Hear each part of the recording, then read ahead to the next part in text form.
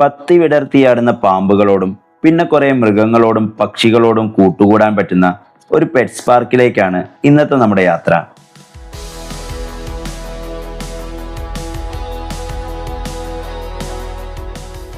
ഇന്ന് നമ്മളുള്ളത് നെന്മാറ പെറ്റ്സ് പാർക്കിലാണ്. ഇവിടെ എത്തിയ ഞങ്ങളെ ആദ്യം സ്വാഗതം ചെയ്തത് ഈ കാണുന്ന പാമ്പാണ്. പേടിയില്ലാഞ്ഞിട്ടൊന്നുമല്ല, ഒരു കൗതുകത്തിന്റെ പേരിലാണ് ധ്യാൻ അതിനെ പിടിച്ച് കഴുത്തിലിട്ടിരിക്കുന്നത്. പാമ്പുകളെ മാത്രമല്ല, അപൂർവങ്ങളായ ധാരാളം പക്ഷിമൃഗാദികളെ നമുക്കിവിടെ കാണാൻ കഴിയും. ചുരുക്കി പറഞ്ഞാൽ ഇതൊരു ചെറിയ മൃഗശാല തന്നെയാണ്. കഴുത്തിലിങ്ങനെ പതുങ്ങിക്കിടക്കുന്നത് കണ്ടിട്ട് ആളത്ര പാവമാണെന്നൊന്നും കരുതണ്ട. ശരീരം വേദനിച്ചാൽ ആളുടെ സ്വഭാവം മാറും. പാലക്കാട് നെന്മാറയിലുള്ള ഈ പെറ്റ്സ് പാർക്കിൽ നിന്ന് പോത്തുണ്ടി ഡാമിലേക്ക് 10 കിലോമീറ്റർ മാത്രമേ ദൂരമുള്ളൂ. അതുകൊണ്ട് തന്നെ നെല്ലിയാമ്പതിയിലേക്കും പോത്തുണ്ടി ഡാമിലേക്കുമെല്ലാം യാത്ര പ്ലാൻ ചെയ്യുന്നവർക്ക് അവരുടെ പ്ലാനിൽ ഉൾപ്പെടുത്താൻ പറ്റുന്ന ഒരു സ്ഥലം കൂടിയാണിത്. ആദ്യം കണ്ട പാമ്പുകൾക്ക് പുറമെ ഇവിടെ പ്രത്യേകം തയ്യാറാക്കിയിട്ടുള്ള ചില്ലുകൂടുകളിലും ധാരാളം പാമ്പുകളെ നമുക്ക് കാണാൻ കഴിയും. ഈ റൂമിനുള്ളിൽ തന്നെയുള്ള ഒരു കൂട്ടിൽ ഒരു മുയലിനെയും നമുക്ക് കാണാൻ കഴിയും. ഇത് ഈ പാമ്പുകൾക്കുള്ള ഭക്ഷണമാണെന്ന് തോന്നുന്നു. ലോകത്തിലെ തന്നെ ഏറ്റവും വലിയ ആമകളിൽ ഒന്നാണത്രേ ഇത്. ആമകൾ ഏകദേശം 150 വർഷത്തോളം ജീവിക്കുമെന്നാണ് പറയപ്പെടുന്നത്. അതിൻ്റെ വളരെ സാവധാനത്തിലുള്ള ഈ ജീവിത രീതിക്ക് 150 വർഷം വളരെ കുറവാണെന്ന് തോന്നുന്നു. ആദ്യമായാണ് നിങ്ങൾ ഈ ചാനൽ കാണുന്നതെങ്കിൽ സബ്സ്ക്രൈബ് ചെയ്ത് ബെൽ ബട്ടൺ കൂടി എനേബിൾ ചെയ്തതിന് ശേഷം തുടർന്ന് കാണൂ. പാർക്കിൽ വരുന്നവർക്ക് കുതിരസവാരി നടത്താനുള്ള അവസരവുമുണ്ട്. 50 രൂപയാണ് ഇതിന് ഫീസായി ഈടാക്കുന്നത്. കുതിരസവാരിയുടെ ചാർജ് എൻട്രി ഫീസിൽ ഉൾപ്പെടില്ല. ഈ കാണുന്നത് ഒരു പക്ഷി കച്ചവടക്കാരൊന്നുമല്ല. കുറച്ച് തീറ്റ കൊടുക്കാമെന്ന് കരുതിയപ്പോൾ തലയിൽ കയറിയിരുന്ന് കൊത്തുന്ന കാഴ്ചയാണ് ഈ കാണുന്നത്. ഇതിനിടയിൽ ധ്യാനിന്റെ ലൈവ് ആർട്ട് നടക്കുന്നുണ്ട്. നേരിൽ കണ്ട പാമ്പിനെ വരയ്ക്കുകയാണവൻ. പാമ്പെങ്ങാനും ഈ ചിത്രം കണ്ടാൽ ചിലപ്പോൾ ഓടിച്ചിട്ട് കൊത്തും. കൊത്തുന്ന കാര്യത്തിൽ ഇവരുമൊട്ടും പിറകിലല്ല. ഏകദേശം 6 അടിയിലധികം ഉയരമുള്ള ഈ ഒട്ടകപ്പക്ഷികൾ ഇവിടുത്തെ പ്രധാന ആകർഷണമാണ്. കണ്ടാൽ പാവമാണെന്ന് തോന്നുമെങ്കിലും അവൻ്റെ നോട്ടം അത്ര പന്തിയല്ലാത്തതുകൊണ്ട് അത്ര അടുത്തിടപഴകാനൊന്നും പോയില്ല. കണ്ടപ്പോൾ വളരെ വിഷമം തോന്നിപ്പിച്ച ഒരു കാഴ്ചയായിരുന്നു ഈ ഒട്ടകം. അതിൻ്റെ ശരീരത്തിലൊരു മുറിവുണ്ട്. അത് വേഗം ഉണങ്ങുമെന്ന് പ്രതീക്ഷിക്കാം. ഒട്ടകത്തിന് കൂട്ടായി ഒരു കഴുതയെയും പിന്നെ കുറച്ച് കുതിരകളെയും എല്ലാം നമുക്ക് കാണാൻ കഴിയും. മൃഗങ്ങളോടൊപ്പം തന്നെ ധാരാളം മനോഹരമായ പക്ഷികളെയും നമുക്കിവിടെ കാണാം. നടത്തവും ഭാവവുമെല്ലാം കണ്ടാൽ ഒരു പുലിയാണെന്ന് തോന്നുമെങ്കിലും ആളൊരു പാവം പൂച്ചയാണ്. സെർവൽ കാറ്റ് എന്നറിയപ്പെടുന്നവയ്ക്ക് അത്യാവശ്യം ഉയരമുണ്ട്. ലോകത്തിലെ തന്നെ ചെറിയ ഇനം പശുക്കളാണിവ. ഏകദേശം നമ്മുടെ കാൽമുട്ടിനോളം മാത്രമേ ഇവയ്ക്ക് ഉയരമുള്ളൂ. പ്രാവുകളുടെ ഒരു വലിയ വെറൈറ്റി തന്നെ നമുക്കിവിടെ കാണാൻ കഴിയും. ഈ കാണുന്ന പ്രാവുകളെ കണ്ടാൽ സിനിമയിലെല്ലാം കാണുന്ന ഡ്രാക്കുളകൾ വേഷം മാറി വന്നിരിക്കുന്നതാണെന്ന് തോന്നും. പ്രേത സിനിമകൾ വല്ലതും കണ്ട് പേടിച്ചിരിക്കുന്ന നേരത്താണ് ഇവയെ കാണുന്നതെങ്കിൽ പിന്നത്തെ കാര്യം പറയേണ്ടതില്ലല്ലോ. അധികമൊന്നും കാണാൻ കഴിയാത്ത സ്ക്വിറൽ മങ്കിയാണിത്.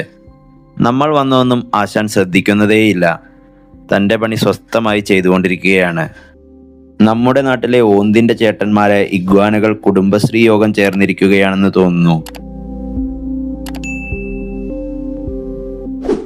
ഇവനെയൊന്ന് ക്യാമറയിലാക്കാൻ ഒരുപാട് കഷ്ടപ്പെടേണ്ടി വന്നു.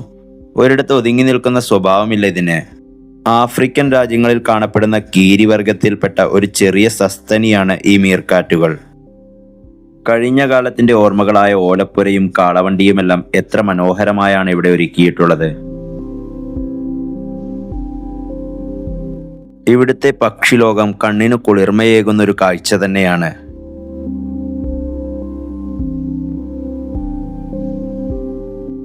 വെള്ളത്തിൽ നിന്ന് ഇരപിടിച്ച് ശീലമായതുകൊണ്ടാണെന്ന് തോന്നുന്നു കിട്ടിയ തീറ്റ വെള്ളത്തിലിട്ട് വീണ്ടും അതിൽ നിന്ന് തപ്പി തിന്നുന്നത്.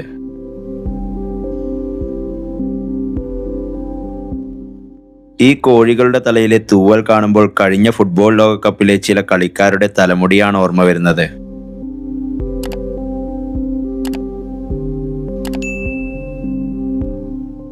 ഇവന്റെ തല കണ്ടിട്ടായിരിക്കാം പണ്ട് ബാലഭൂമിയിലുണ്ടായിരുന്ന മാജിക് മാലു എന്ന കഥയിലെ കുക്കുടൻ എന്ന കഥാപാത്രത്തെ വരച്ചതെന്ന് തോന്നുന്നു.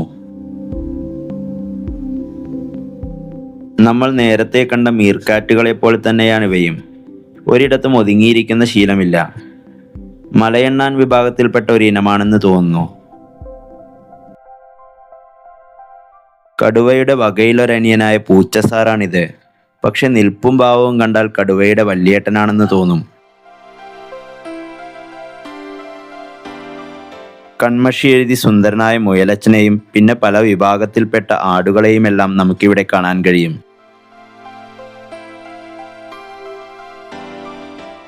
കുട്ടികൾക്ക് കളിക്കാനായുള്ള ചെറിയൊരു കളിസ്ഥലവും ഇവിടെ ഒരുക്കിയിട്ടുണ്ട്. പാർക്കിനുള്ളിലെ കാഴ്ചകളെല്ലാം കണ്ട് തിരിച്ചെത്തിയപ്പോഴേക്കും ധാരാളം ആളുകൾ അവിടെ എത്തിച്ചേർന്നിട്ടുണ്ടായിരുന്നു. അവരെല്ലാം പക്ഷികളെയും പാമ്പിനെയും എല്ലാം വെച്ച് ഫോട്ടോ എടുക്കുന്ന തിരക്കിലാണ്. പാർക്കിനോടനുബന്ധിച്ച് തന്നെ സഞ്ചാരികൾക്ക് സ്റ്റേ ചെയ്യാനുള്ള സൗകര്യവും ലഭ്യമാണ്. ഇവിടെ താമസിച്ച കാഴ്ചകളെല്ലാം കണ്ട് നെല്ലിയാമ്പതിയും സന്ദർശിച്ച് തിരിച്ചു പോവാം. 2 പേർക്ക് താമസിക്കാൻ കഴിയുന്ന ഒരു റൂമിന് ഏകദേശം 2500 രൂപയോളം ചാർജ് വരുന്നുണ്ടെന്ന് തോന്നുന്നു.